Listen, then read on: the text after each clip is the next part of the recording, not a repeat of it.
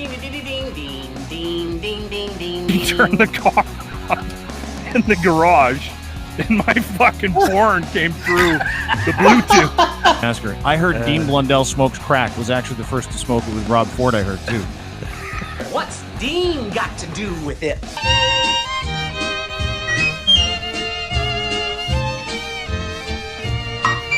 Frankly, my dear, I don't give a Dean.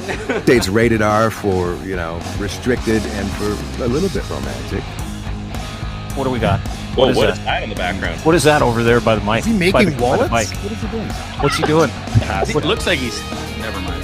What's he doing? What? Is he dead? 10, 9, 8, 7, 6, 5, 4, 3, 2, 1, 0. Let's start right out. Hey, what happened?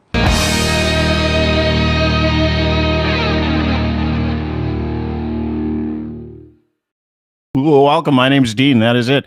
There's your intro. Nice to see everybody. Welcome to the Dean Blundell Show. Lachlan Cross, 95.7 Cruise FM is back. He's here on my right. And joining us today, a couple of guests.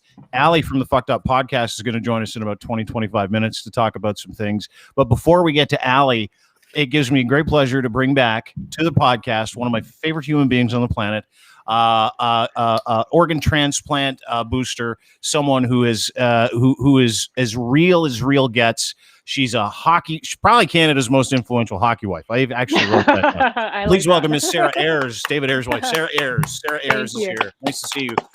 We were commenting before we got on. Your backdrop is lovely. You look terrific right in front of that rustic photo of the world. Thank you. I turned the lights down nice and low too, so it Did you? Yeah. It's good. Is that your setup? Like, obviously you've done a ton of this stuff. Have you guys had to set up an area where you can broadcast from? No, but we actually have it. Most of the podcasts are done upstairs in front of Dave's hockey stall that he has all of his equipment sitting on, which it wasn't for any reason other than it needed to go somewhere. So a lot of them get done right in front of that area, I guess. So yeah, he's upstairs. He's upstairs working. Thanks. He's upstairs working. So I'm in my my workspace downstairs. What do you mean working? What does David Ayres do other than be David Ayres? He's an account manager for Simcoe Refrigeration. So he does all the hockey rinks, and Toronto's his area. So he does all the hockey rinks and all of their refrigeration stuff over there. Okay, so hold it. He not only is maybe one of the best one-night-only hockey players to ever play the game. So good. He's not only a guy that takes care of the ice for the Marlies. He's not only a Zamboni driver. He's not only an e-bug goalie. Mm-hmm. He also is an account manager for a refrigeration company. So he's like he actually he operates with no ego. He just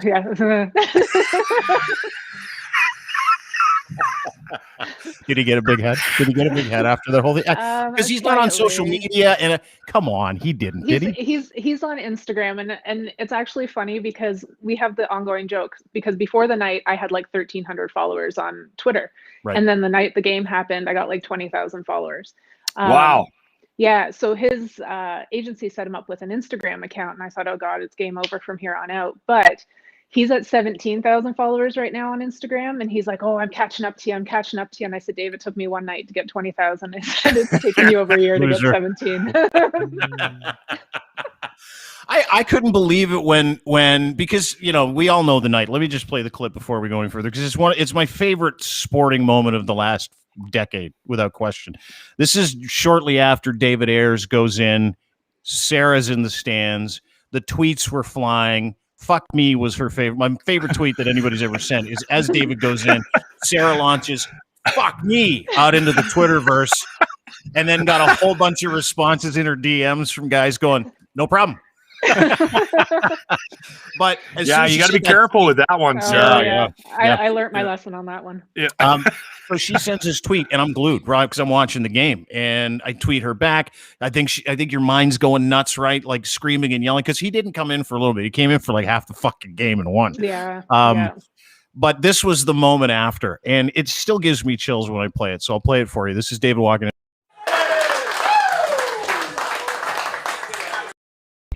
Yeah. so good. Do you still? I mean, you probably watched it 1,000 times, Sarah. You probably still, like me, you get the goosebumps when you watch that stuff. Yeah, I do. And it's the first time I've actually paid attention to who was behind him. I didn't know Brindamore was standing behind him in there with a big smile on his face. So Mhm. that was cute. That's yeah. a good speech too from Brindamore. I like that. You Yeah. know Yeah. what? I think I heard something about this. So it's probably not a unique idea, but there's a movie coming, right? Yeah, there is. Yeah. Oh, dude. And it's not just a movie. It's like a James Corden option the movie. That Yes! James Corden. Yeah. Yes. Is there a name for it yet? No, there's not. They're in the writing stages right now. So Yeah. it's, I guess the longest part of all of it is, well, other than getting the lawyer stuff done, it's the writing. So we're just in the midst of that. Are you helping doing the writing, or are they just saying, what would you say here, Sarah? They're saying, Sarah, and- keep your mouth shut, is what they're saying. No, I am. It's right now. They're dealing with him, and then they'll come to each, I guess, family member sort of thing, and go through it all. So That's awesome. cool. Yeah. It's incredible. So- And go ahead, Locke. Can I ask a question about how that whole thing comes together? Because I don't know how the reserve goalie works in the NHL, Sarah. Oh, so okay, it's a new position as of about just over 3 years ago. The NHL decided that they needed something to do, and it's very expensive to have a third string goalie travel with you to all the games. Like, you're putting them up, you're feeding them, flight, everything. So the best way the NHL saw was let's get one guy coming in. It's not a position that gets used very often. It gets used a little bit more than we hear about, because when one goalie goes down, then the backup goes in and just sits and waits in the back room. So you don't really ever hear that he's sitting down there. But yeah, it's a new position, and it's worked really well. I know they were wanting to out it and said it wasn't really fair that one guy can go in and play for either or team. And in Dave's circumstance, he practiced with the Leafs and the Marlies. So I guess people weren't thinking it was the greatest of things, including Brindamore right before the game started, or right before he went in. But oh yeah, his worked. face. Yeah. Brindamore's face was so shitty. He was like, yes. And I'm like, I hope he has a great night after Brindamore made that face, and he did. Yeah. So you're David. So he is in the stands. He's the third string, and I didn't know that. So he could play for either or team, and every night there's a third string goalie for every game. Yep, every single night there's a third string goalie sitting up in the stands. Do you guys get? Does he get 2 tickets?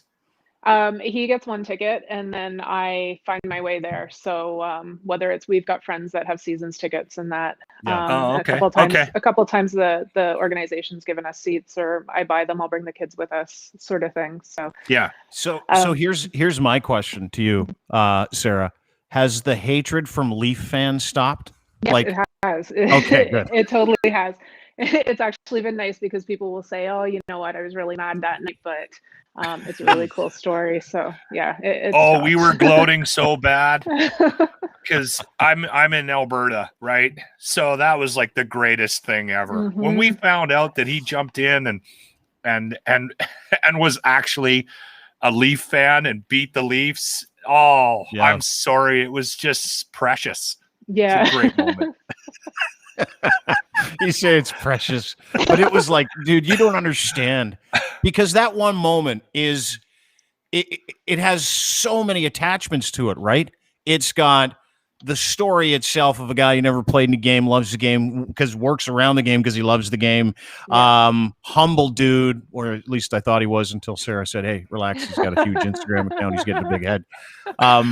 Humble dude, and he's like, he goes in and he has the night that we all like. I have dreams. I'm playing on the PGA Tour sometimes. I'm not joking, and I have a dream, and in that dream, I'm at the end of the third round, and I'm leading by 5, and all the guys on the PGA Tour are going, "Can't believe you just walked out of your car onto the tour and beat us. It's incredible." And I'm like, I know. Like, what are the chances of that? But that happened. Like that. Did a little stretching. That dream happened. And so, wonderful story for the Ayres family. Beautiful movie about them. And if you know their family, know anything about them, there's such a great story. It couldn't happen to nicer people. But then you've got the Leaf fans that are like, that was the single worst moment in the history of this shitty franchise. No, it was a great moment. It was amazing. It was the greatest moment of all time. Oh man, it's still. I mean, you still, because I like it. You know, I don't want the Leafs to lose. I don't. In fact, I'm excited for a possible long playoff run. And I finally feel. I don't know about you, Sarah. I finally feel like they legitimately have a chance to win a Stanley Cup for the first time in my lifetime. Oh yeah, yeah, most definitely. They Pump the brakes there. Relax. I didn't want them Oilers winning fan. last year. I didn't want them winning because I didn't want it being a whole, oh, this is the bubble, it's COVID, whatever. And there's a reason why they could only win now. And this Right. year it's kind of a little bit the same, but man, those boys, they're amazing. They're so much fun to watch. What do you see from this team this year that you didn't last year? I think there's a lot more heart this year. I last year, I would agree. and I think they're getting used to Sheldon last year, right? Where this year they know what to expect from him. They know everything. You went from Babcock to Sheldon Keefe, and it's like it's night and day, right? So there's guys that do well under Babcock and the strict regimen that he runs, and there's guys that the younger generation needs to be a little more free flowing. I think You're around the group, right? Like, and I hear stories. Coddled Yeah, is a good word. Yeah. You hear stories about the culture last year being, you know, young, immature, that kind of stuff, and the guys are young, so you expect it.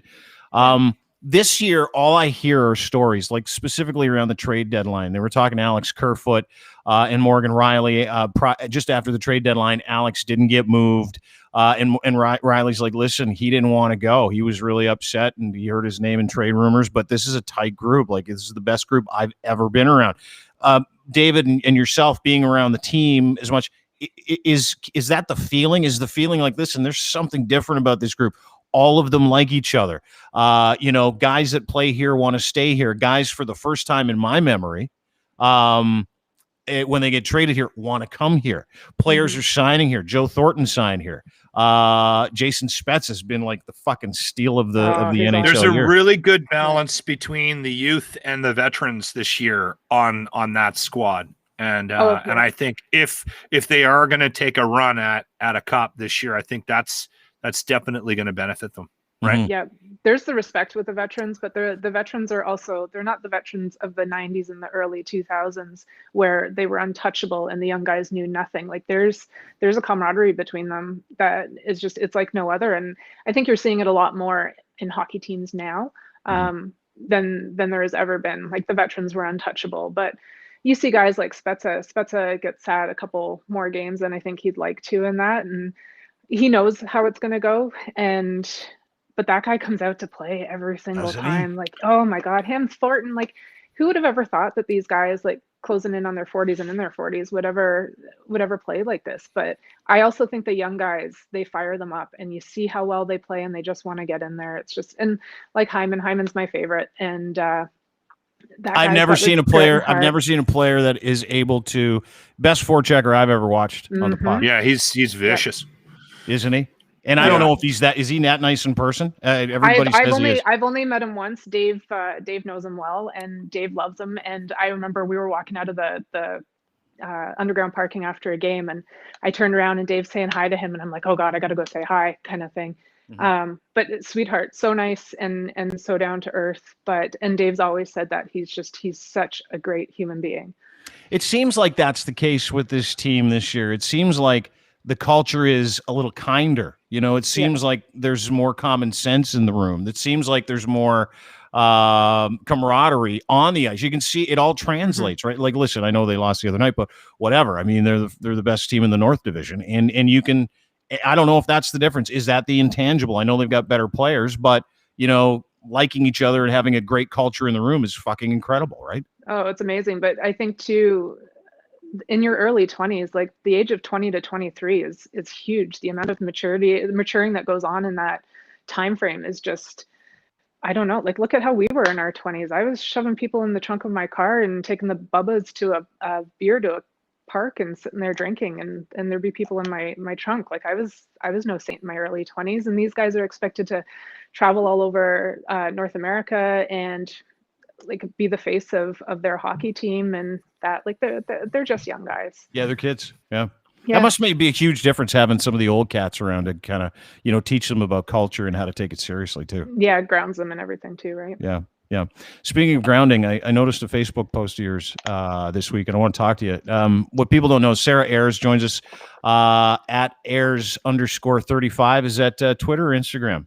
That's Instagram. If you ask me what my Twitter is right now, I can't even. At 35. It might actually be this. Is it okay? Yeah, Sorry. yeah, I got you. Not that I stalk you. I don't. I just had to put it in our get you thing some more for social. Followers. We'll try to get you some more followers, Sarah. Yeah, bump that up. I have a competition. I gotta get in on. As you should. But I want to talk to you about a couple things because you put out a Facebook post this weekend, which is one of the reasons why I wanted to have you on the show. And the Facebook post was incredible. I just want to get to a couple of lines from it. This is you put this out on the weekend, you and your beautiful family with your Boulay Effect jerseys on, supporting organ donation, which I love. But this is about COVID. It says, I tend to stay away from politics, discussing my views and beliefs on social media platforms because they're just that. Mine. It doesn't mean they are right. It doesn't mean they are wrong. Common sense. Weird. Everyone knows Dave's situation, kidney transplant, immune suppressant drugs, which do just that, kill his immune system so his body doesn't attack his transplanted kidney. He's at far greater risk of catching COVID. He is at greater risk of mortality should he catch it. He isn't just, at a greater risk of catching COVID. He's at a greater risk of mortality or dying. My stepdad has stage 4 cancer. He leaves the house only to go to the oncologist and to have body scans done. If he catches COVID, the outcome will be catastrophic. I have friends with autoimmune diseases who cannot risk the possibility of catching COVID. Friends that are nurses witness the devastation firsthand, watching their parents take their last laboring breath. I'm a business owner who had an extremely profitable business. Lockdown and reopenings made me lose 75% of my clientele. I'm not an essential worker. I have not taken government handouts, my own prerogative. I am currently in the destitute search for work. Heavy. There is a convoy starting in Toronto tomorrow at lunch, and it's making their way across 401 down to Bowmanville in protest of the lockdown and what we are doing to small business. It's in part orchestrated by an anti-masker, anti-vaxxer who has faced multiple fines for keeping their, in protest of the lockdown and what's going on to small keeping their, where did I get that? Keeping their business open and offering discounts to those who don't wear masks. There are other ways to do this. There are other ways to get your points across. Having catered food, live music, droves of people is not the way to do this. We're all sick of this. I don't want to wear a mask. I didn't want to have to get a vaccine. I don't want to wrap my arms around my dad. I want to wrap my arms around my dad because I don't know how much longer I get him for. But please, for the love of God, use common sense. This is a horrible thing for all of us, each and every single one of us. A rally isn't the answer. My business will most likely fold because of this last thing. And the last thing I'm going to do is put my family at risk to gather in large groups to bitch about it. Use your voice, but use it constructively. What brought that on, Sarah? We have a local business here in Bowmanville, and she was headlining, and she's said it quite a few times how she's an anti-vaxxer, doesn't believe COVID is a thing, believes it's all a government ploy, a big conspiracy theory. And she, along with a few others, planned a convoy coming from Toronto out to Bowmanville, and there's probably about 100 of them, if not a little bit more, outside in the rain the other day, protesting that small businesses shouldn't be shut down. And I don't think small businesses should be shut down, but I also don't think you should be gathering with 100 to 150 people, no masks, everybody within close contact of each other, children there. It's a no-go for me. Like it's a no-brainer that you don't do something like this. You know what is interesting about this whole thing for me is I feel for people like you, Sarah, where if you speak out against this, you get put into their canoe. Yes. Right. And that's the frustrating thing. Would that be the douche canoe? Yeah. Jesus. And you know what? Sarah, you're on the verge of losing your business. You probably have some valid comments and constructive criticism for the officials and what they've done to you and your family. But by speaking out, all of a sudden you're in the same camp as the Chris Scott. And that's why I wanted to get that jackass on properly in the middle of the week, because I wanted to tell him, I said, you're doing more damage than good. Mm-hmm. You're not helping anybody here, because there is this huge section in the middle that they have reasonable thoughts and concerns about what's happened. And maybe if we end up doing this any longer, maybe they could have an impact on the government, but no one's going to listen to them because they're crazy. So if you do speak out, you're all of a sudden lumped in with them, which makes it even more infuriating. But your post was amazing because I think what it did was it did highlight the fact that, yes, I don't agree with everything that's happening, but I'm not. But there's a better way. These idiots. Yeah. Oh yeah, yeah. And I know my husband was a little bit. He wasn't sure about me posting something, but when I get to the point, I'll stew over something for a little bit, and if it bugs me enough, then I'll post it. Good for you. And this irked me to no end. And I know that now the Durham police are actually stepping in with what happened the other day, so it's good because they had the road blocked off, so the protesters that were on the road, nothing happened to them because there was children there. But they are stepping in and doing something now, a little bit too late. But I don't want to see businesses get fined, but I want to see this go about the right way. And you know what? Let's do a full-blown lockdown. It's what it should have been done last summer. We know this is what should have happened after Christmas time. I think I don't want to be Ford. Like, I'm not saying I agree with the man, but I wouldn't want to be in his shoes. Yeah, that's a really nice way for you to say it. They've made a lot of mistakes. It's a really nice way for you to say it. We had Nate Erskine Smith on yesterday, who is a Liberal MP. And he absolutely criticized his own government for the lack of vaccines in this country. But he said basically Ford's should look into dereliction of duty charges with a cat like that because he's allowed that to happen. Like, that's one of the things I don't understand. And you made mention of it a little earlier, Sarah, is how Durham police actually came to deal with it. But it's too little too late. Like, no one is actually, you say deal with it, but no one's been actually dealt with, which is why this continues to happen, Sarah. Yeah, well, it's tickets right now, and everybody knows how backlogged the court system is. So now you throw all these tickets into the mix, and so many of them are going to get thrown out anyways. And this business owner in particular knows that it's all going to get thrown out. So she keeps. Has anybody actually been? I don't know. I'm legitimately asking. Sometimes I act dumb just to get a certain response, but this is actually easier. Has anybody actually been fined? Oh yeah. Yeah, they have, but is anybody actually paid? No, no. Okay, that they've all been told, and the one that I know of in particular has a lawyer working for her pro bono, and has said, do not pay the fines.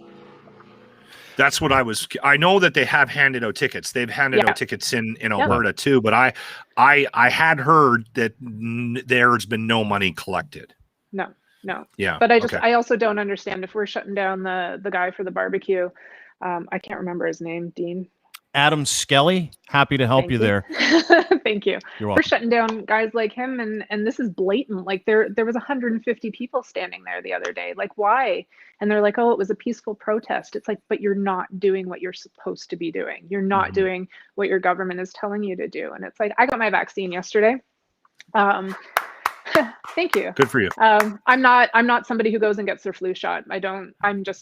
I've never been that person, but I was able to get it because I'm Dave's caretaker, and anybody who looks after somebody or is a spouse of somebody who has had a transplant, you're now up for eligibility to get it done. Good for you. Yeah, and so it was just one of those things. It's a no-brainer. Like, I want to be able to see my family. I want to be able to hop on an airplane. So if they're going to give this to me and whatever, and apparently I'm going to die in 5 years from it because all the conspiracy theorists say so. Well, that or you'll get way better reception in your brain from the 5G chip. Yeah, and you'll become really good at Microsoft everything. Well, and you don't have to actually charge your phone anymore either. Yeah. You just put it in.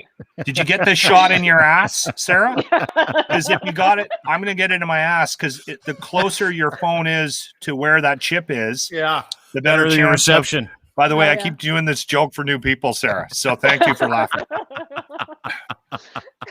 Well, listen, I want to talk to you real quick, and because I love your story, right? And I trust you as an individual, and you make good decisions, and you whether you believe it or not, you're a leader in the community because of the way you conduct yourself. But I want to get to Dave. I want to get to his kidney transplant and immune system. His protocols have got to be onerous because his immune system is generally fucked because he's a transplant patient. Oh yeah. So if the kids come home with a cold or something from school, they're automatically quarantined to their room. This was long before COVID. it backfired a little bit on us one year because I thought my daughter had the flu and it wasn't. It was appendicitis and her appendix ruptured.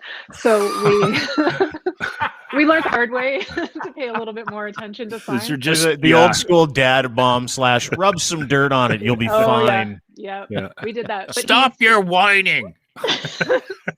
I'm that mom. Yeah, no, I was not a that broken dad. bone. You're fine. There has to be something jutting out of the skin. Yeah, Yes. I get it. Yeah. I understand it.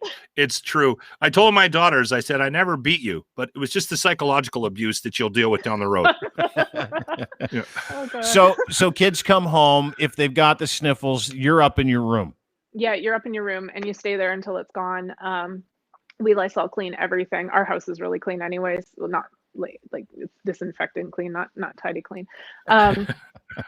But because what's the cold for us is pneumonia for Dave, and he will automatically get it probably for about 3 weeks longer than what anybody else would normally have it who has an immune system. Like he takes his pills are to shut down his immunity so that his body doesn't try to attack his transplanted kidney. And anybody who's had a transplant, unless you're a twin and got your organ from your twin, you don't need it. You don't need to have any rejection, any immune suppressants. Yeah. So it's just, and the doctors have always said it to him. It's not going to be the kidney that kills you. It's going to be catching something else like cancer or whatever. He's had skin cancer twice. It might even be 3 times actually. I drove him to the dermatologist because we saw a spot, and I bugged him, and it's fine. He's great. But it's just one of those things you've got to be on the lookout all the time. And like his kidney doctor, his nephrologist said to him, you're not at a greater chance of catching COVID. You are at a greater chance of death should you catch COVID. And we can't take that chance. And we hear about people with pre-existing conditions or autoimmune issues, and they're just but we never hear specifics like that. We just hear about, oh, if you're this, you might die faster. This is real fucking life for the Ayres family. And you've got, and so now I understand the Facebook post even more from a perspective of you have no idea what we go through on a daily basis just to keep the man I love, the father of a couple of children, beautiful family man, alive. Just I don't think Sarah's alive. I don't think Sarah's asking for much from some consistency in the messaging, right? Like, I mean, that's what I got from the post. That's the strongest message I got from your post was, if you're gonna do something, let's just do it, right? And that's the issue that they're running right across the country. In Alberta, we had the Grace Life Church. They were holding services every Sunday, and then they locked down again, and the press is all over Kenny going, how do you expect anybody to follow these most recent rules when you didn't do anything to this church, right? Yep. We're all watching them go into this building without masks on, completely ignoring all of the rules. And that's a valid point. You have a valid point, Sarah. I would be wildly frustrated if I was a business owner right now with the inconsistency of the messaging coming down the pipe from our public officials. It's god awful. And it's doing is making it's just making it worse for everybody, right? Everybody. And it's creating more division, and it's moving people into that crazy sphere even more, right? Yeah. It's crazy to see the divide amongst people. Like it's wild. You think that common sense would take over the vast majority? Well, the vast majority, I guess it would, but there's these people that are creeping in, and their logic is like, you're not a doctor because you Googled something. Like somebody turned around and said to me, they got mad at me and posted something on one of my posts about it being aborted fetuses that they're injecting into you and all of this. And it's like, you've got to look at how pharmaceuticals are made. And this person probably really shouldn't talk, because I knew him out of high school, and the amount of stuff he put up his nose is like not even in comparison to the stuff they're going to be shooting in his arm. Would you be referring to cocaine? Yes. Okay. Yeah, I love the guys that spent 10 years all those guys tripping balls I'm not on getting coke. the fucking vaccine. Yeah, they smoke a pack and a half a day, and they're worried about the fucking vaccine. Yeah. Or they got an 8-ball for the weekend, and they're like, fuck the vaccine. Yep. but they have no idea where that came from. It came probably from some guy's anus off of a plane from somewhere down south. And they're like, I'm not getting the vaccine, but this anal coke is the fucking best. Yeah. This guy Fred sold it to me. You should have seen his car. He was driving a nice car. But That's good. Yeah, it's for sure an El Camino. But those are these are the stories, right? These are the stories that we, we don't. A lot of people in these conversations, they're at this point where they're like, I don't want to have that conversation with those guys. I want to talk to those guys because I want to remind them, listen, while you're standing there smoking your 5th cigarette in this protest, talking about how vaccines don't fucking work and how you don't trust them, all the arsenic, fiberglass, tar, and the 38,000 other chemicals that you're inhaling in your lungs that you don't know where they came from either, mites, dust mites, all kinds of great stuff in a smoke. But that's cool. That's your 5th one in the last half an hour, right? Yeah. Like, those are the stories when you put them together that take all the wind out of those sails, right? But it doesn't make it any easier because they're still out there making our life miserable. Like My favorite guy, miserable. My favorite guy is the guy that cuts a hole in his mask to smoke. The smoke. I see that guy once every 2 weeks. Yeah. How's your business?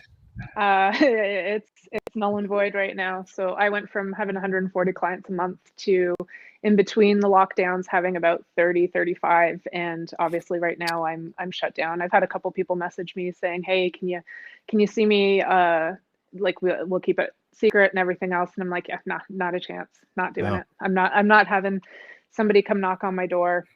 There's just no point in even risking it. So it's not about like people not being willing to come and see you. You do you're an esthetician of sorts, if I'm not mistaken, right? Yep. Yes. Yeah. So you have people Can I in show your you home. my toenails? No, you can't. No, you can't. I just need some advice, Sarah. No. No, you don't. You can't. There's medication for that. Yeah, it's antifungal. It's anyway, not a good. But this is your decision. This is your decision not to bring people into your house, right? This is your decision not to have people here.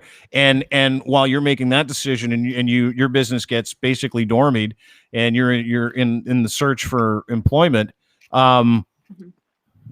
people in your industry are running around acting like assholes. Can't feel great. Yeah. No, I understand people need money. I didn't take any of the government handouts just because they always get their money back some way or another. And I thought, you know what, if I can stick this out, I'm going to stick it out. So, oh my God, I love you, Sarah. I love you. Why are there not more people like you? You need to get louder. Yeah. Why are dumb? Why is dumb so loud right now? What the fuck's going on? Great question. Great question. No, I listen. I'm thankful you joined us just to talk a little bit about your story. And absolutely, everybody should go read this. We're going to post this at deanblundell.com. Your Facebook post about there being a better way, because there is a better way. To get your point across. And listen, if you're an anti-masker, if you don't believe in science at this point, just so you know, nobody with a brain believes the bullshit you're peddling. Like nobody. And it's real simple. Let me do the math for everybody. If you think you caught something on Google the rest of the medical world on this planet missed, you're a fucking idiot. Just so you know. Because that's what's happening. Oh my God. You got these people going through they're like, honey, get this. I think the doctors missed something. We shouldn't be wearing masks. And the vaccine's terrible. It's good. And then you're like, what are you doing tomorrow? I'm going to go back to my painting job.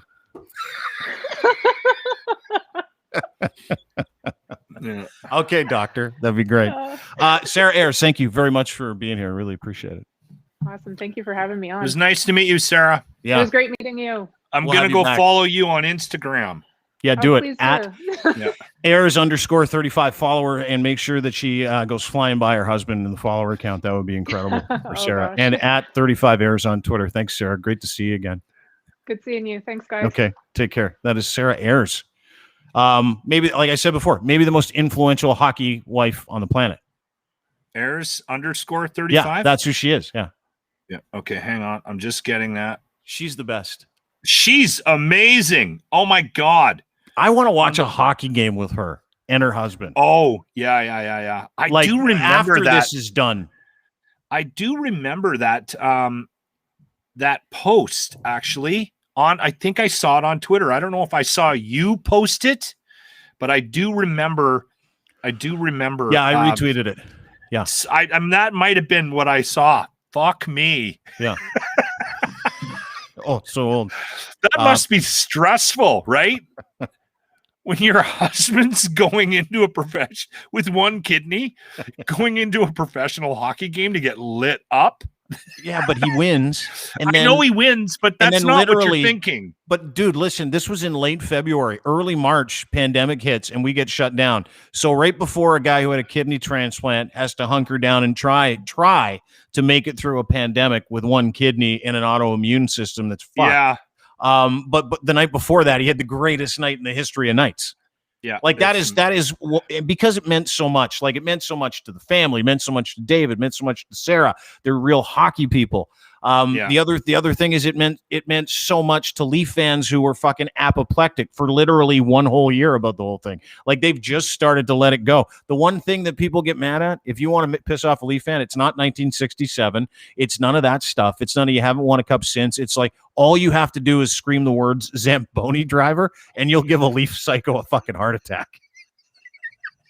Your team got beat by a Zamboni driver. Yes, and it was the greatest I've night said in that the on the history air of fucking probably sports. 32 times. Oh, James Yeah, James is mad we didn't ask Sarah about J.K. Rowling's. Yeah, I'm sure he did. Sure he is. Anyway, from one guest to the next, here she is. Ladies and gentlemen, from our Fucked Up podcast, Allie Mars. Allie Mars. Hello. You look wonderful today. You look fresh. You look. You don't look like you have COVID. Well, that's the beauty of makeup, let me tell you, and the sunshine coming through my window. Yeah, hold on. Allie's in Calgary. Lachlan is in Edmonton. Allie, Lachlan. You got COVID, Allie? So my partner in crime, Nicole, got the UK strain, and her and I spend every waking moment together. So I am in quarantine because I was a close contact. I was actually kind of sick for the last 3 days. I had like a fever, a runny nose, but I went for a COVID test and it came back negative. Huh. These girls were sharing drinks. Pretty sure they made out. I'm not sure, but they might. What else is new? Yeah. Like, that's crazy. And this is the second time, if I'm not mistaken, Nicole has had COVID, right? Yeah, so she had COVID in November, and again, I was a close contact, and my test was negative. But the crazy thing about this time was she was getting some runos done at her house, so she spent 2 nights at my place, and we slept in the same bed together, and she got her test result. She's like, oh, no, I'm positive. I'm like, great. Well, I'm going to be positive this time. And thankfully, I was good. Huh. So that's crazy. I think she's immune.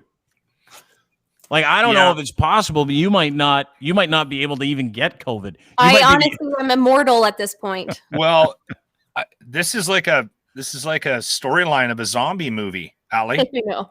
Right? Quite possibly. And then they're going to want your blood soon. Honestly, it's so strange to me. Like I said, like we shared like a drink and like I had a fever and I had a runny nose and I'm obviously off work right now. And it came back negative and I was just shocked. Well, no shit. Because like what people don't know about Allie is she likes to travel. She likes the nightlife. She likes to boogie. I watched the Florida podcast. Oh, yeah. That was not a good time. But the other way, like to think about that is like we went to Florida, we went to New York, and like we still didn't get it. But of course, the only time she's gotten COVID is here in Calgary. So it's like, I don't know. Mm-hmm. How is she? Because listen, we haven't actually asked that question, have we? How is Nicole doing with COVID? She's fine. Like she doesn't have any symptoms. Like she just had a runny nose, and like we both have allergies, so that's why we just thought it was allergies. And then someone at her bar got it, so they all had to go get checked. And we were just like, well, there's no way you have it. Like there's no way. And sure enough, she did. That's fucking crazy. Getting COVID twice in like 6 months. Is it bad in Calgary, Allie? It's gotten worse. Yeah, like there's that UK variant has kind of exploded over here just because I have like 4 or 5 friends that tested positive for it as well. Wow. And then bars and everything are closed down except patios. But you know, Calgarians, they'll sit outside if it's at 2 degrees out. Like, Yeah, we're the same in Edmonton, right? Yeah. There was a snowstorm on the weekend, and there was all this social media activity about people taking advantage of the patio rule that came into effect on Friday. Yeah. I saw that there were people sitting actually at the Canadian Brew House, and it was like snowing like crazy, and they were just on the roof, patio. on the rooftop. Yeah, all huddled up, getting Is that a red shittered. flag? Is that a red flag? Is that a red flag for people when they're like, listen, it's -6, pissing snow outside. I got it. I need to get drunk. I need a beer. I get it. I wonder that. Like, I get why people like to go and sit on patios and stuff, and maybe guys are just trying to hustle in, the age of better health and stuff, and maybe they're just sick of it. But there's a lot of fucking people that are tired. Like, we talk about anti-vaxxers and stuff, and I hopefully you're not, Al. Hopefully you're going to get the vaccine. Yeah, like, I mean, right now I've decided I'm immortal, so I don't need it yet.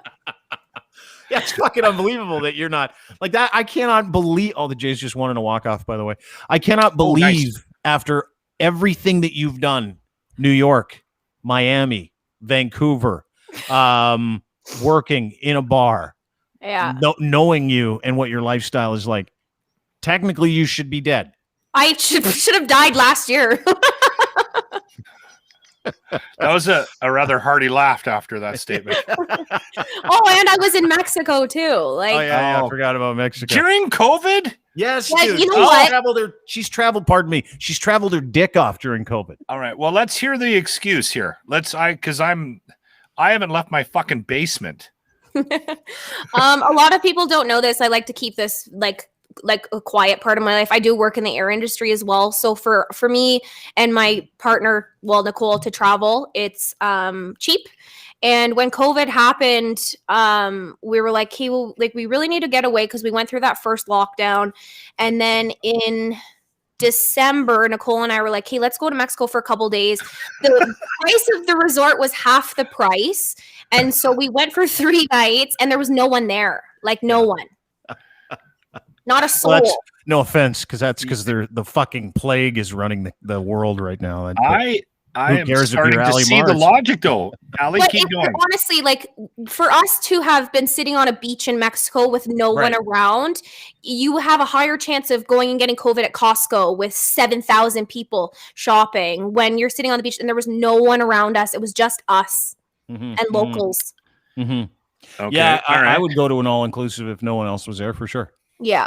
Right. Was it still? We might be missing out. Like still an open bar. Yeah. So like, and the thing is, you couldn't sit at the bar, but they had like the servers walking around still bringing you your drinks. You have to wear it when it was no different than here. You have to wear your mask everywhere you go, except if you're sitting on the beach or at the pool. But to me, it was safer than being here because like everyone here, I mean, a lot of people in Calgary are just starting to really give up, like, and not really care anymore. So you have, like I said, this is probably why Nicole got COVID. Yeah. Or work. Yeah. I mean, she works in a bar, right? Is that well, yeah, correct? That's actually I think how it happened. Yeah, and the fatigue is a thing, right? Like it really is. We've by and large, I've stayed the course. Locke stayed the course. It sucks. I don't begrudge people for traveling if they have to travel. And if they get it, they deal with the natural consequences of getting it, right? So like, I don't get shitty about people going and doing those things because you know what we'll do is after we get this podcast off the air is people will say, hey, Dean, what the fuck, man? Because listen, people shit on me the last time we had you on because you were traveling. We were talking about it. And I'm like, fucking, she's a big girl. She can do whatever she wants. She's like 30 years old. Pretty sure she's able to pay for her own insurance.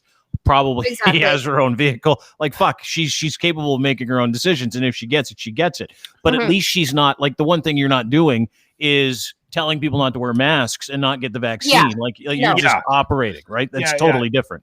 And that's the thing too, is just like, I'm like me and Nicole, like we follow the rules. It's not like we're out there, like you said, not wearing our masks and not being compliant. Like you wear your mask on the whole flight. Like you just follow the rules. And it was like that when we went to New York, because we had a couple layovers and it was no different. You had to have your mask on. You had to, like, you couldn't take it off and you follow the rules. What was it like in Miami? It was actually, to be honest. You've traveled more in the last year than I have in my 50 years. Dude, she's been on more planes during the pandemic than literally I've been on in the last 10. And I'm not joking. I'm not even kidding. Like, and I'm not judging. I'm just saying. Miami funny. was not was- scared. You had to wear your mask in Miami too. Like they make you wear it like the same thing. You got to wear it in the restaurant. You got to wear it when you go to the washroom. Like you can take it off when you sit down. But in New York City, people wore it everywhere. Like if you were walking the streets, you had to have your mask on. Like Nicole and I would have it. They got hit hard. Like New Well, York. here's the thing now. Like in Canada, I don't know if you guys know this.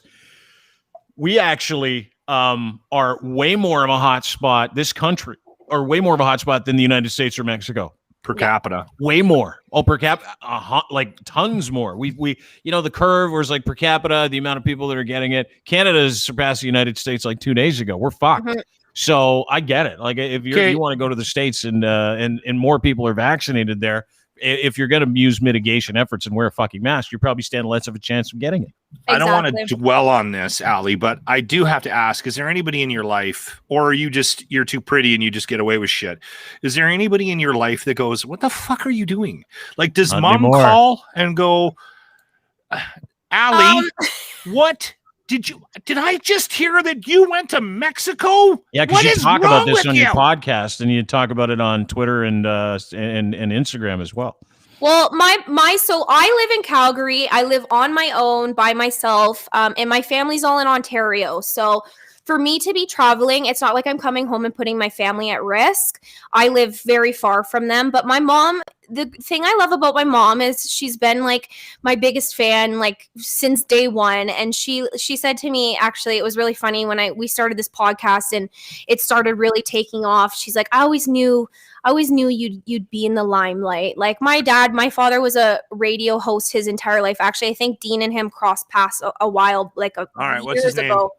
Yeah. And I have no idea. Do I know your dad? I think because he used to work for CKFNY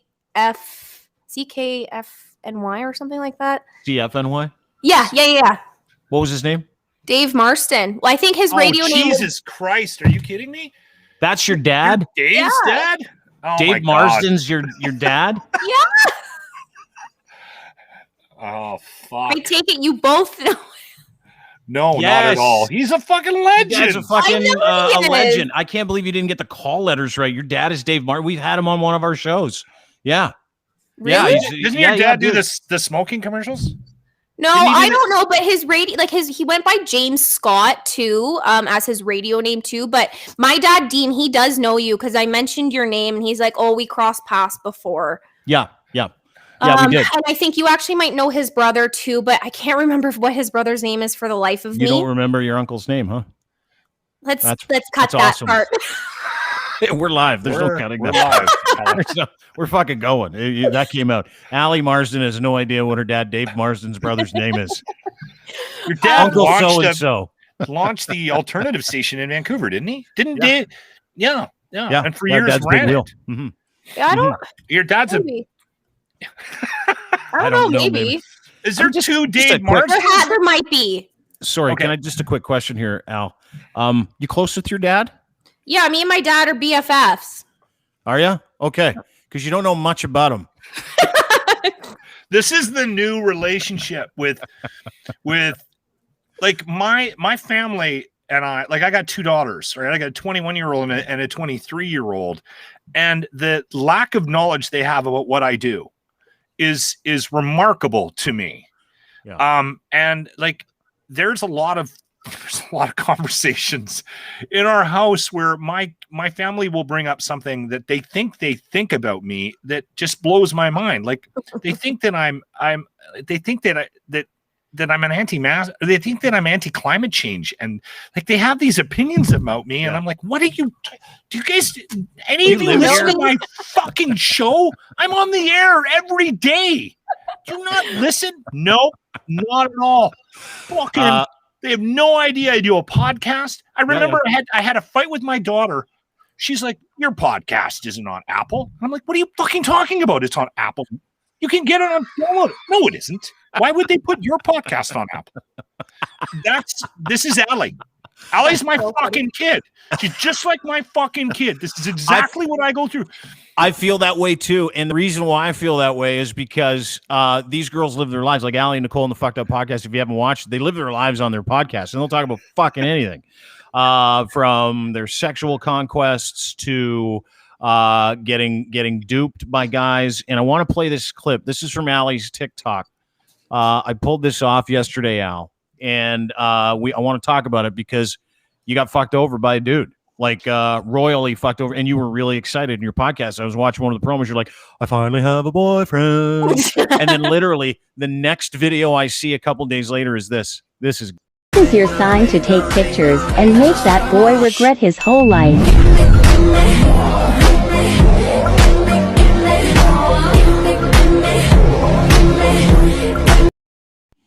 Yeah. So that'll do it. Like, I mean, if that was me, if I was that guy, I'd be like, what the fuck? I made that last night. I was going through a mood last night. Well, you live your life on social media, right? Like, explain to me what happened, because you were really excited to have a boyfriend, and then as most people in your age group demographic do, find out that the dude's a total pig and he's still all over Tinder. So it's actually a really funny story. So when I was living in Vancouver, we had matched on like Tinder or Bumble or whatever the dating apps were. This was probably, almost 3 years ago now. And we talked for a bit, made plans to hang out because he had a dog that looked just like mine. And so the plan never panned out. I know what Locke's thinking. He's like, a dog that just looked like me. That's what I was thinking. It's like, he had a dog that just looked like exactly like me. And so we never hung out, whatever. He started following me on Instagram and I never followed him back. And then he used to always like react to like my Instagram stories and stuff like that. Mm-hmm. And I never really gave him the time of day. And then up until like winter time, he messaged me again and he said something about the dogs. And I was like, okay, you know what? Actually, I'll start talking to him. So we started chatting, and then it turned into FaceTiming every single day, and things were going really well. And I was like, hey, this is fine. Like, obviously, like, it's easy for me to get to Vancouver and back if you want to hang out and try and see where this goes. And then one drunken night, I think it was in end of February, maybe the beginning of March, he was like, can we just date already? And I was like, yeah, of course. Like, I like you a lot. Like, I can already see that this is going to be going somewhere good. And so we started dating, and then he flew here. We had a great weekend. Like, everything was good. And then I flew to Vancouver 4 days later, and we had another really good weekend. And see, when I drink wine, I get a little crazy. Okay. So, this is going to date back to many years ago. I've been cheated on countless amounts of times. So for me to trust you, it's a big thing. And it takes a while for me to trust you because I've been so burned in the past that I just feel like everyone's going to do the same thing to me that anyone else has ever done to me. Mm-hmm. So I obviously have this guard up, and it's a little bit of an insecurity, and especially doing long distance, you never know, like if you're far away from each other, how is the other person going to find out if you do something? And we had gotten into a fight on like Easter weekend over something, and it turned into us like, he was like, hey, I need a day to like think about what I want to do here. And I was like, yeah, sure. Like, take your time. I'm like, I'm sorry for whatever happened.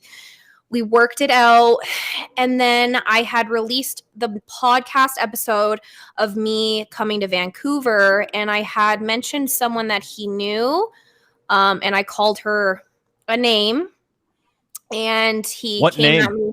Well, I called her an old bitch, and I didn't know that it was like his boss, and I felt really bad. So a week goes by with the pod being out, and I get a message being like, did you seriously do that? Like, I knew you did it the other day, but on your birthday, and I didn't want to ruin your birthday. Like, did you do that? And I was like, sure. Yeah. But I did not know it was your boss. And I was like, I'll edit it out for you right now. So sure enough, I called Rookie, and like, we figured it out, uploaded a brand new pod with the edited version. Everything I thought was fine.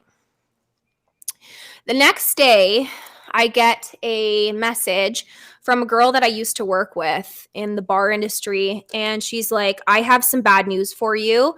So can you let me know when you have a second? And like my heart sank. Because instantly I knew. I was like, it's something about him or I don't know, something else that I'm not really expecting. Yeah. And sure enough, I get a message and she's like, he is on Tinder and it says he's active. And then I went back on my Tinder and he super liked me. And I was like, what? What does that mean? What is a super like? Explain that because fortunately I'm not on Tinder. So on Tinder. Stay off Tinder, Dean. Don't worry. I'm good. Yeah. Our lives are less complicated than what I'm hearing right now. Yeah. Like as you're telling me this, I'm reliving my like late teens, early 20s in full anxiety of like, oh my God, did she cheat on me? Did she not cheat on me? What's going on? Like I get it. I know what you're saying. Mm-hmm. All this is doing is justifying my drinking problem. Yeah. Yeah. So what's a super like? So on Tinder, you get, I don't know. I don't have Tinder anymore. Like I haven't had Tinder in years, but you can like if you send someone like a super like, you get like a couple free ones. And it just means that you're really fucking interested in that person.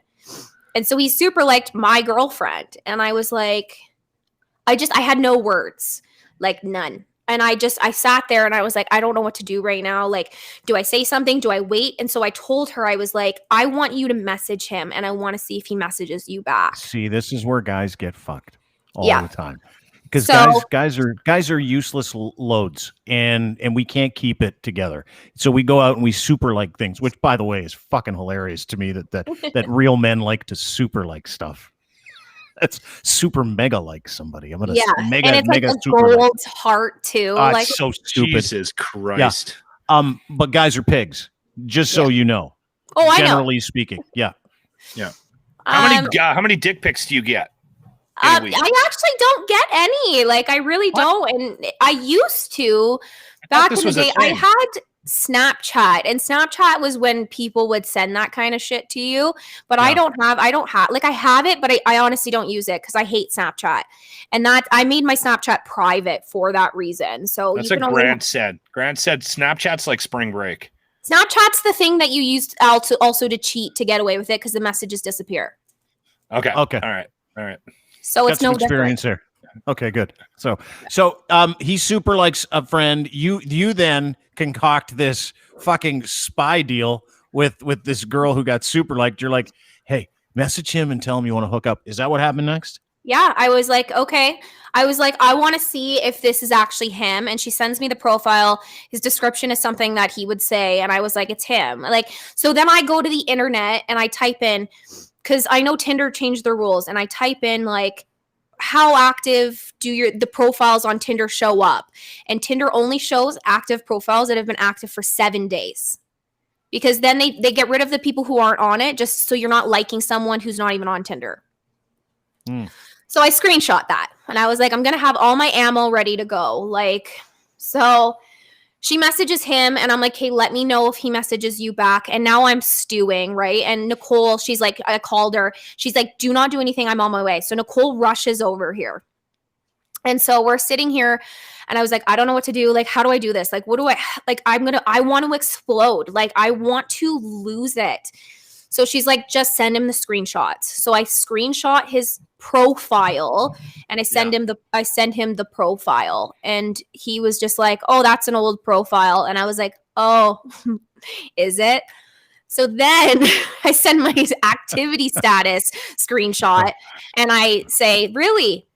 I'm pretty sure that you're active. You just liked my girlfriend on my birthday. Yeah. And he was like, it was your birthday too. Yeah. Yeah. Happy birthday. That's what made it worse. Yeah.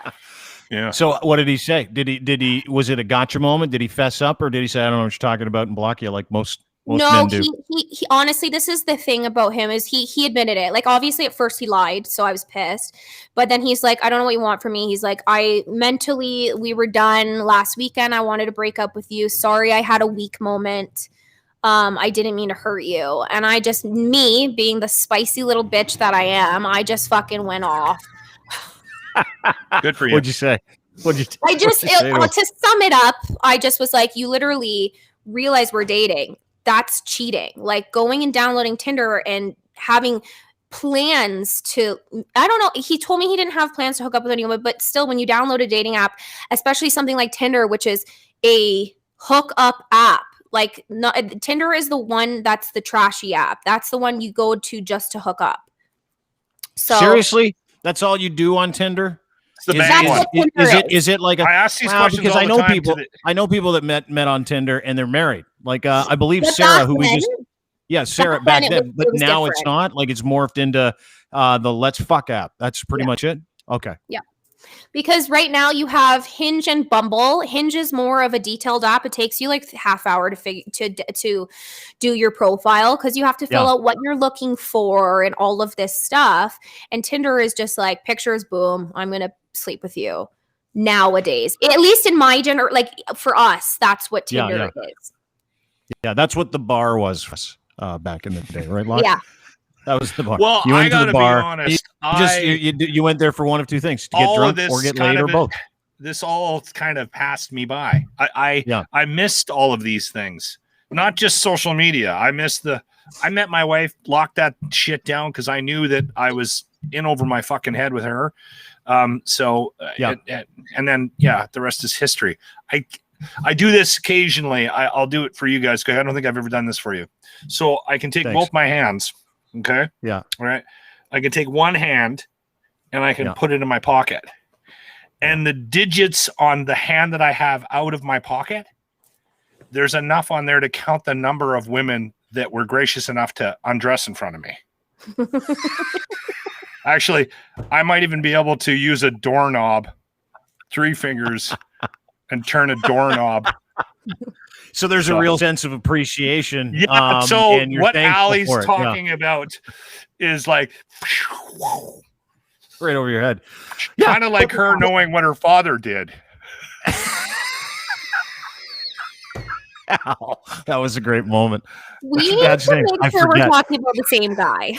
I we might think your dad's a fucking radio legend is what I think. I know he is. This is why I'm in the career now that I'm in. I always wanted to be in radio. Like when I was 5 years old, he used to bring me into the studio and I would be a little child and be on the air and like it would be so much fun. And so doing the podcast and being live on this right now, it's just so great.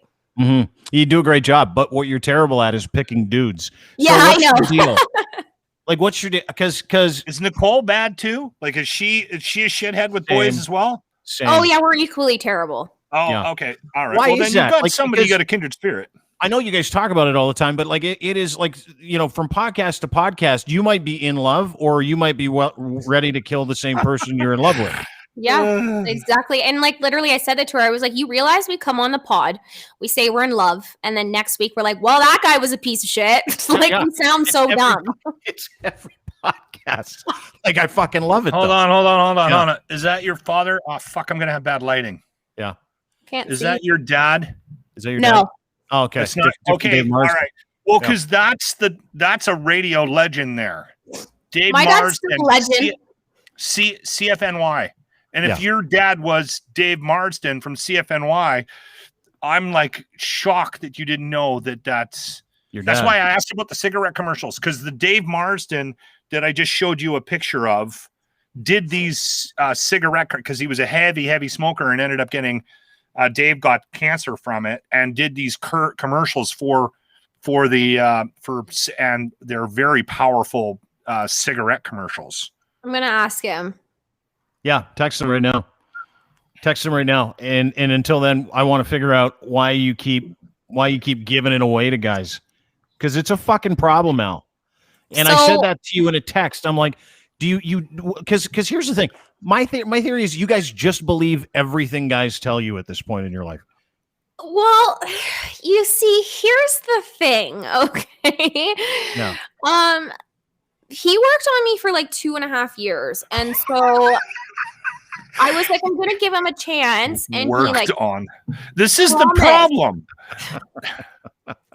He promised he wasn't like that, and then he turned around. And like the thing with me is, I will tell you about my insecurities right off the bat because for me personally, it's my biggest flaw. Like I'll get jealous.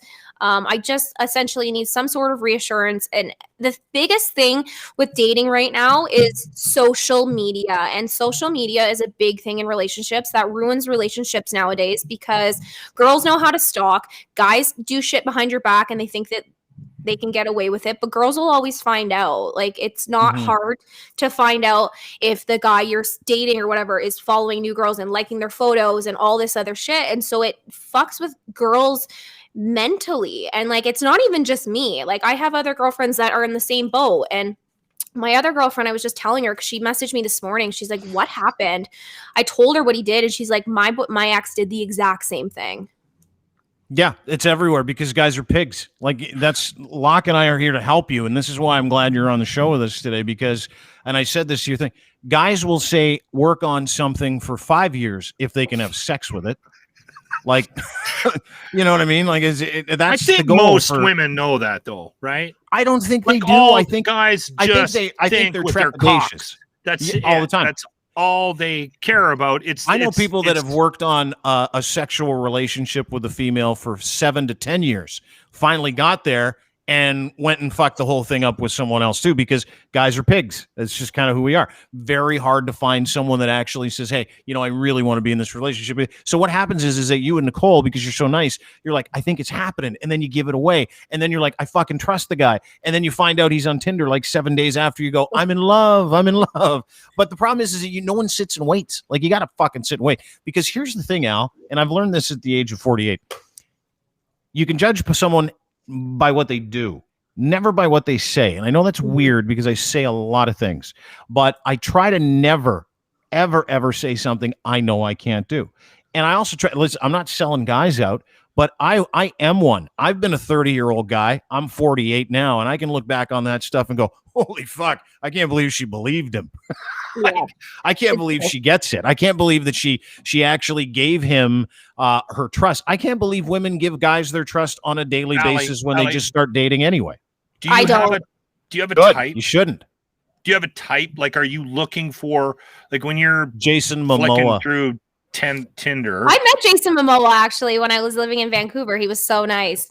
But that's your guy, tatted, big, tough, cool. Well, you see, I have a very wide variety of taste. Like, I am not gonna, like, my ex-boyfriend was like a nerdy guy, like super nerdy, and like I fell for his personality. Like, I don't judge you based on your looks, but obviously I do like someone who has tattoos and like is in decent shape and like, I don't know. But like I said, like my variety, if I was to pull up my track record here, it varies.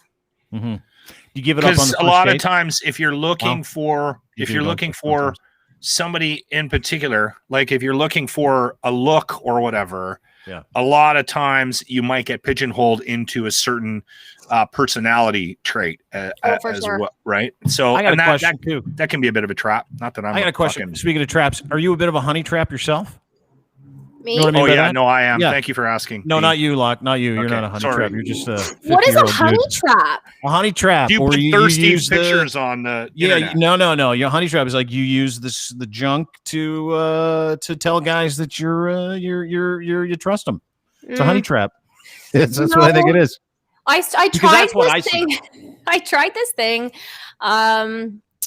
in the wintertime where I was like, I'm going to give anyone that I now am going to be interested in 3-date rule. Like, you are not getting anything from me after 3 dates. I want to know if you actually like me. And I tried that in the wintertime and I still I was not successful.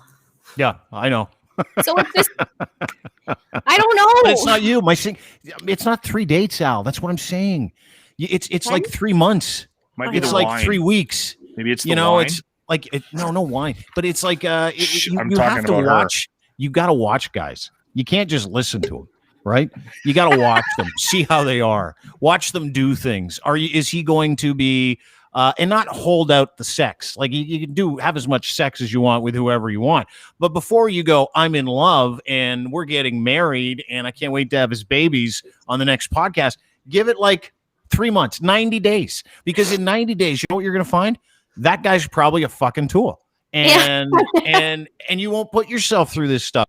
And in the meantime, in those 90 days, don't be exclusive. Do what you got to do to get what you need. That's my advice to you. It's what I do, and it's the best. Dean's giving it away all the time. All the time. I give it away way too early. I don't know. I just I called my mom. I called my mom after all this happened too, and she's just like, your generation is fucked. Like, she's like, because I tell my mom everything. Like, I do. Like, me and my mom are so close. And like when you guys asked earlier about the whole traveling thing, she doesn't care if I travel as long as I'm safe. And just like with the whole guy thing, like I tell her, and like I started to like not tell her about guys because I was like, I'm gonna sound like an idiot. I'm gonna tell her I finally have found someone, and then I'm gonna call her next week and be like, he did something fucking stupid. So I try to limit it now. But I told her about the recent thing, and she's just like, your generation is awful. Like, she's like, this is all you ever say is like, he's talking to another girl. He found another girl. I'm like, I know. It's because guys have easy access to Tinder and Bumble and Hinge, and they can just swipe, and find the next best thing. And then but there's pigs. Allie. But hold on. Let's not sell our gender down the river completely. There's some nice boys out there. Where? Who? Me? You? We're too old for her. You're married. No, I'm not interested in. I'm just saying. There's got to be some nice kids out there. You'll find one. Don't give up. Like, you seem to I don't think I will either. You've hit a bad patch. That's all. For 29 years, it's been a bad patch. You'll find. But my co-host is 32, and he just locked down something. She seems really nice, and they seem happy. And he's not a pig. Wow. Okay, not the kind of pig we're talking about. No. He's not not on Tinder all the time. Like, but maybe what I'm saying. Not. Oh, it's all the dating apps, because what they've done is they've made sex like a handshake or a coffee, right? They've allowed people access into other people's private lives. Like, when we grew up, and if we had more than one thing going on, that was manageable because you'd do it in different parts of the city, and no one had email or Tinder or social media, any of that stuff. Same with lock. Yeah, it's 5 hands. But it's different now. Like, and here's the thing: it makes people. I find social media, when it comes to that kind of stuff, makes people obsessive. Yeah. Because you can get those answers, and then you go looking for them, and then you work yourself up into a tizzy. Then you put out a video of you crying, also showing your jugs. Was there tears in that TikTok? Yeah. Right at the start, dude. And crying? This is you look at the start. Look at this. This is your sign to take pictures and make that boy regret his whole life.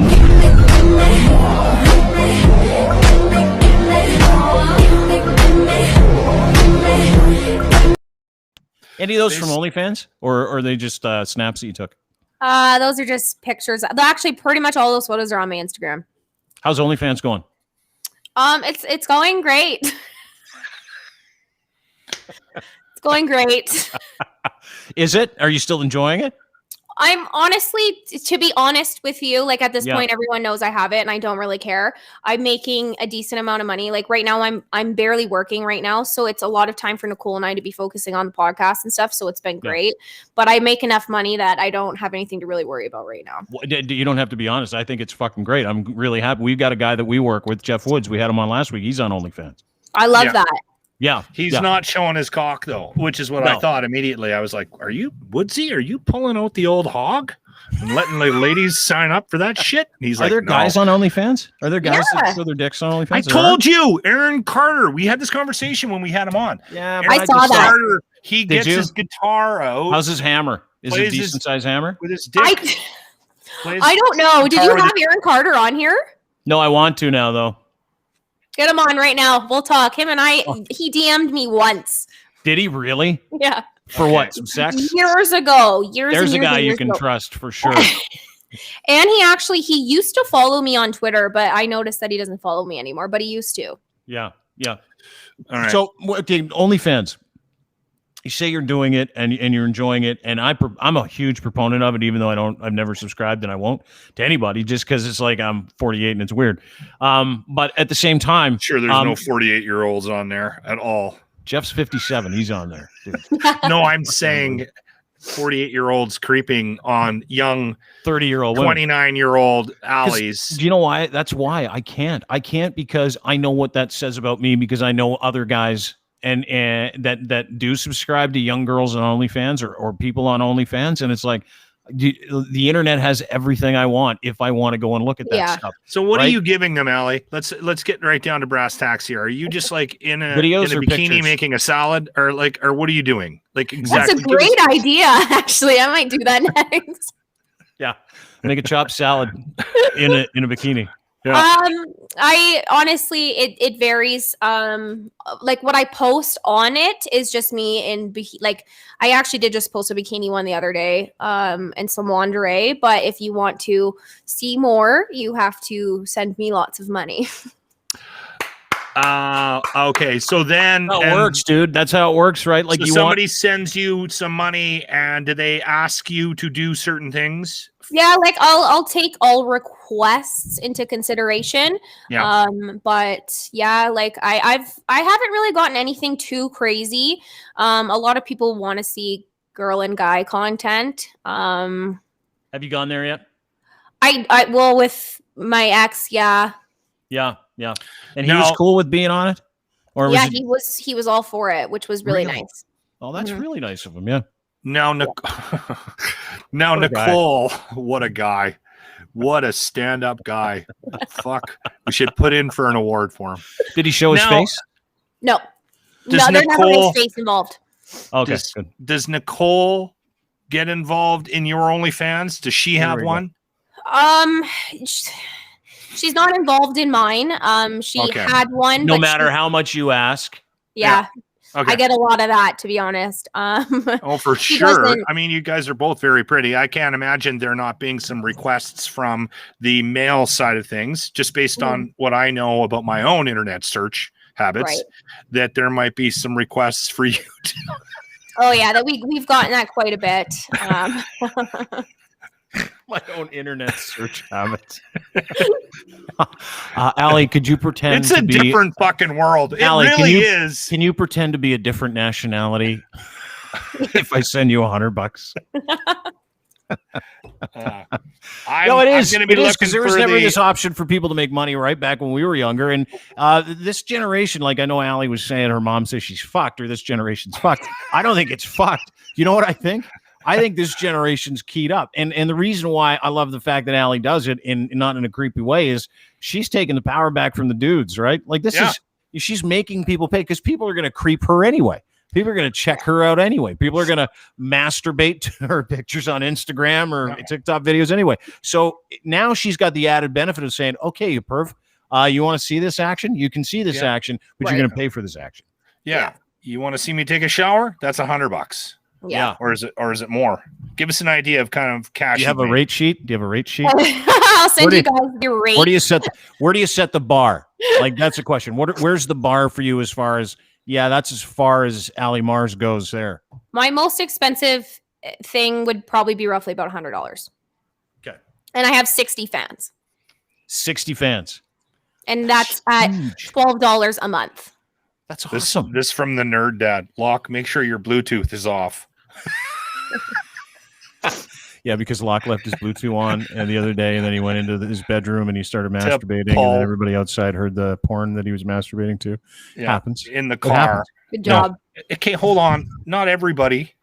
It wasn't being broadcast down the fucking street. It was just in the car when my wife was driving out of the fucking garage. Okay. Can you imagine? She probably thought she was going to get like Andrea Bocelli, and all she got was slapping and screaming as soon as she turned on the fucking car. Yeah. This isn't Sarah Bareilles. This isn't Frank Sinatra. Allie just heard from her famous father. He said no, he never did a cigarette commercial. So I think my dad, like when he was in radio, he went under, like I think James Scott would be the better name to go by. All right. Well, he might not have went with Marsden, because there already was a very famous David Marsden in the and like I said, I showed you a picture of. Why can't I? Yeah, we don't need to see it again. We don't need to see it again. All right. Okay. James Scott was the name.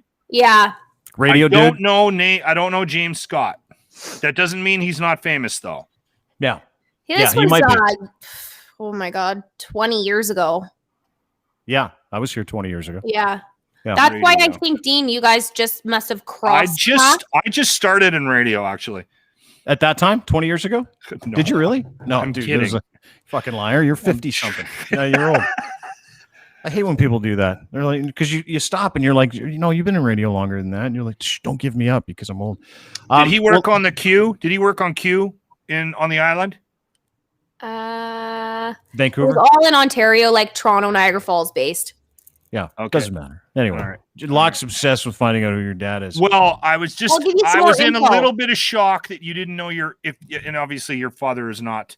Didn't know your Dave uncle's Marson. name. Yeah. I was just a little bit shocked that you didn't know probably one of the more famous radio guys in Canada with David Mars. Anyway, we can move on.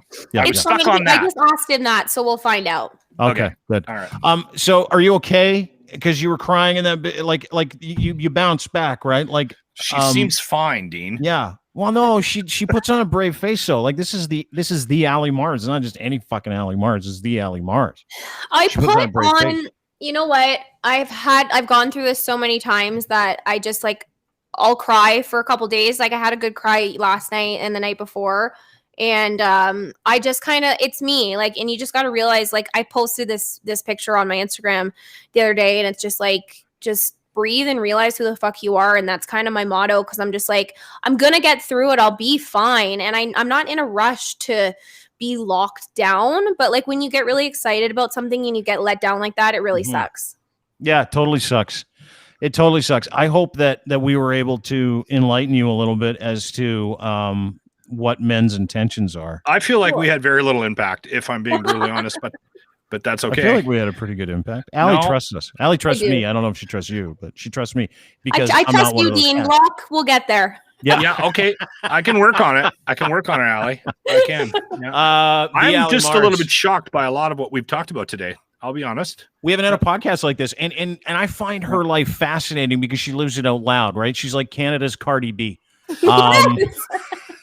She is. Jesus. She is. She lives it out loud. She doesn't care. She'll put her guns out on the net because she's feeling great about herself. She talks about real shit. There's some She talks about traveling. relationships. There's a lot of Trip to traveling fucking over Mexico in the middle of COVID. Yeah. This woman is like a content machine, so I fucking follow her everywhere she goes, Well, thank and you. everybody else should too. Where can we find you on Instagram, Al? So my Instagram is at the Allie Mars. Yes, the Allie Mars, And make sure and to follow the podcast at the Fucked Up Pod. No C. no C. By the way, you guys are entertaining. I'm a radio Very. guy. I've been doing this a long, long time, probably just as long as your fucking father. And even though you don't know what station he worked at, and you guys do a good job. Yeah, Thank you. You and Nicole do a great job, and I hope she gets better from COVID. yeah, I do Thank too. you. I do I too, love it. and I hope you keep it together, Al. Keep it together, KIT. Just keep it together. Don't trust any guys. Give it more than 3 days before you give it up. Don't let anybody shoplift the booty. Don't do it. It's all yours, and you wait until you see a guy that tells the truth. Act the truth, because anybody can say that they're sorts. I'll That's never very cheat confusing, on you. Dean. I don't think you're gonna. I will don't think you're never helping this cheat on woman at you. all. No. They'll all cheat. We're all. I don't know how bitches. anyone would want to cheat on me. I'm crazy. I know you are crazy. I know. That's the In more thing. than one way. I know. I've seen your stuff. I get it. Al, listen, you go take care of yourself, okay? And get better and tell Nicole I said hi and I hope she's all right. And we'll watch I you on the will. Fucked Up podcast anywhere you get your fine podcasts. Thanks, Hey, Al. thank you for having me. I love you guys. Love you Take too. care. Maybe the biggest sweetheart on the planet. Yeah. Next trip, Disneyland.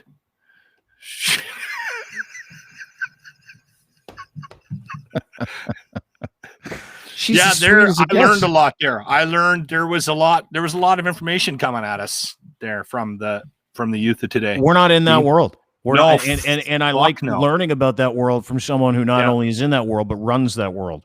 That No, she's woman's going running to.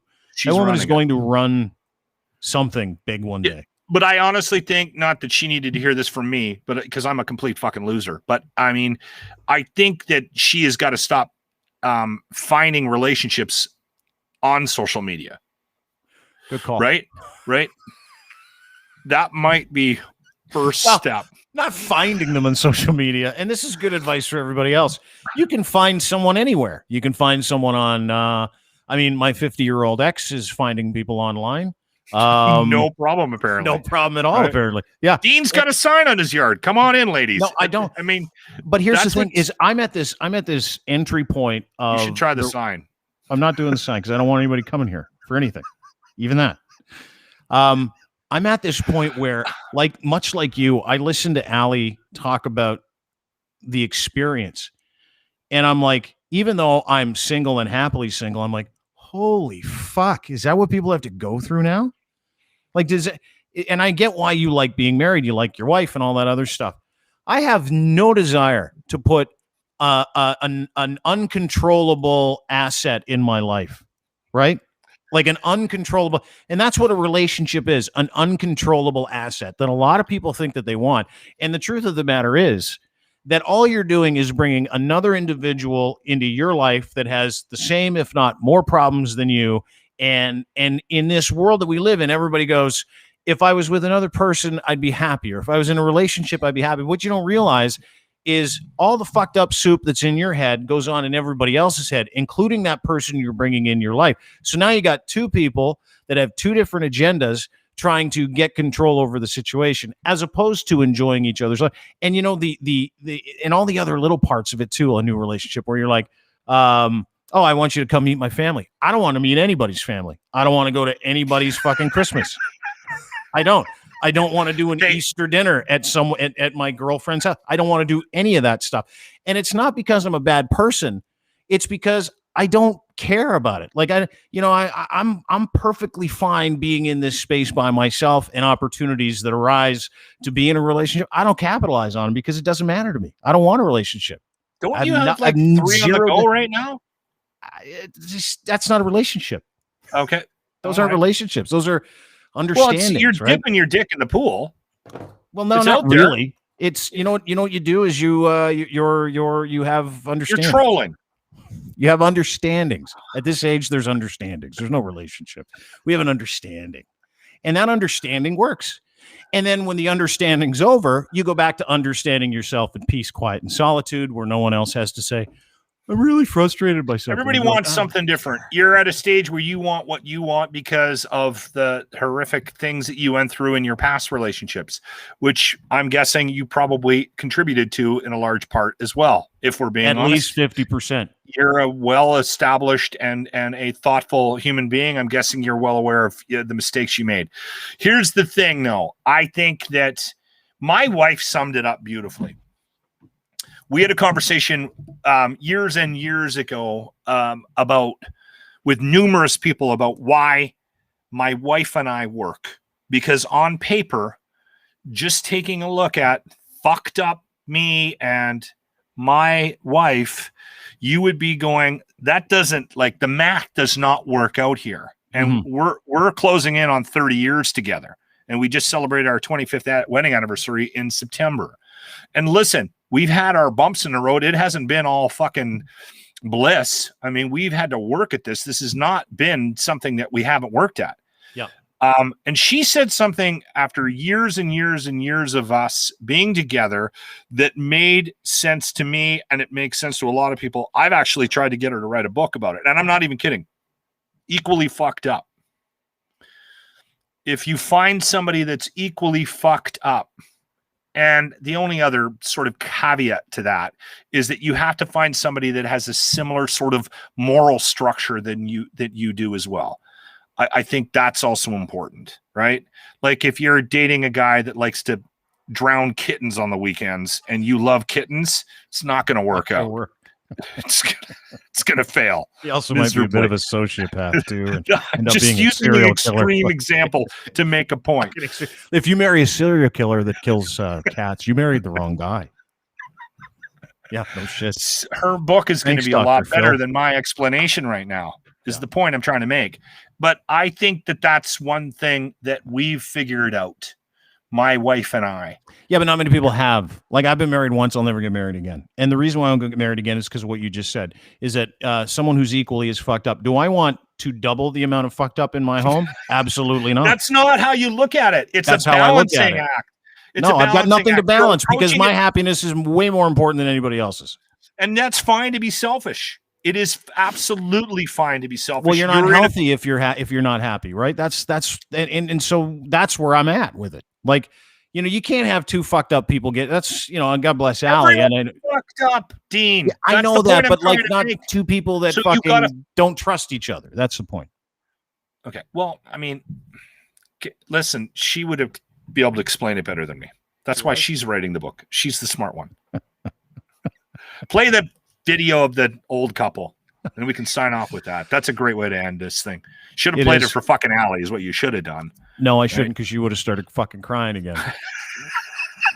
I'm and I'll glad tell you we something. didn't- There's a reason why I was a dick for so long on the radio, like just a hardo, is because I'm afraid of crying. I don't like crying, but I cried when I watched this.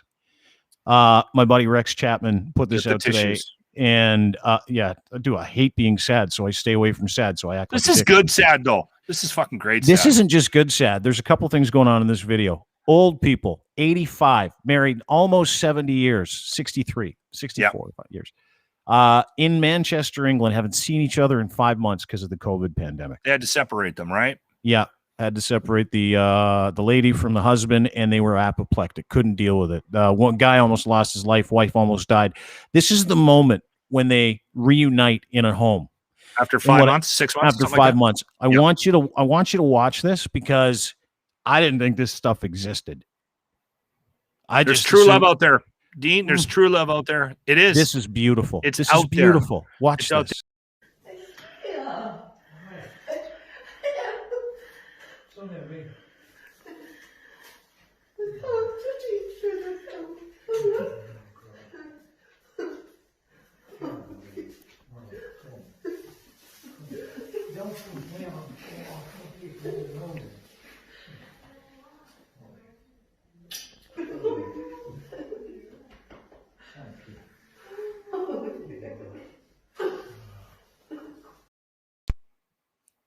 Got a rage or two, I bet. You know who's getting lucky tonight, huh? That guy. See, this is what gets us in trouble, because I was starting to get emotional, and I was coming back, and I'm like, what are we going to say? It was lovely, and thank God we didn't. That you just pointed out that guy probably had a massive boner. Oh, look, he was bent over. It was so big. You know what I was thinking? Watch this video again. Be so beautiful. Like, it warms your soul. No, don't play it again. Watch this video one Now more all time. I can think about But I is this want guy you to with this watch. I bursting want you to his watch pants. how the dude was like, "I'm not going much further. You're gonna have to come the rest of the way." He still made her do the most of the work. Watch it. It's fucking awesome.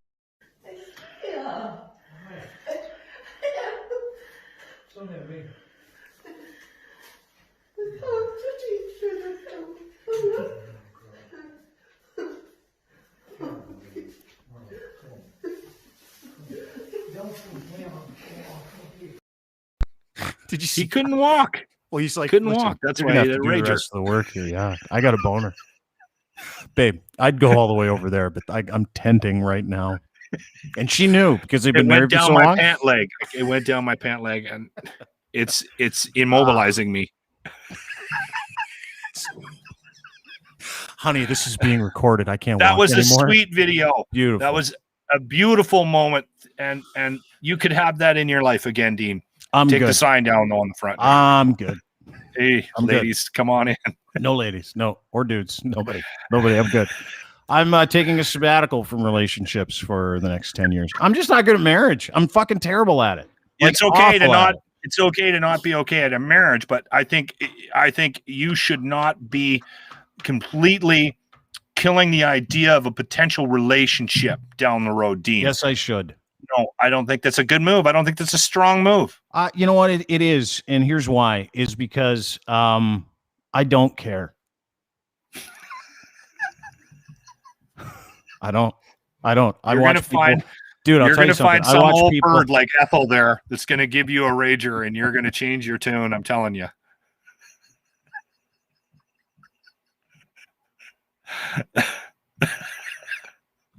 You okay? That looks awful. I think that. Oh, look at that lovely couple walk down the street together holding hands. That looks terrible. It's awesome. All right, Dean. I gotta go get a COVID test.